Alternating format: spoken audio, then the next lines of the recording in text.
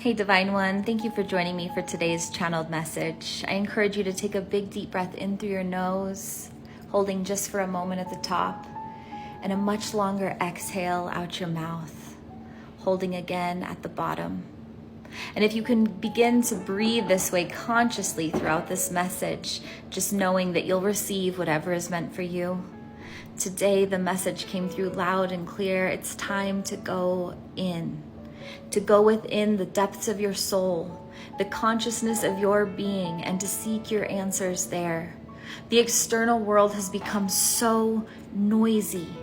And as we listen to everybody else's perceptions and ideas and ways of being, we take in that information and we make it our own. But we can't get the answers to our life from the perception of another. They can give us feedback and knowings, and they can show us different triggers and activations within our body. But when it comes for seeking answers and clarity and our own soul's truth, that's an inside job. And Divine One, it's so important for you to take some time out to disconnect, whether it's from taking a break from social media and your phone and all of the external chatter, and just being with yourself as you get really clear on who you are and what you want and how to move forward in your life. And I'm not saying to listen to all this mental chatter, all of the chatter of the mind that is programmed based on all of your past experiences and your future longings and your woundings. I'm not saying to listen to the sensations of your body.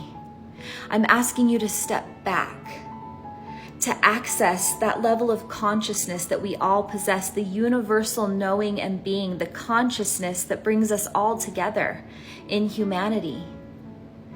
To see that consciousness and allow that to help you create clarity within.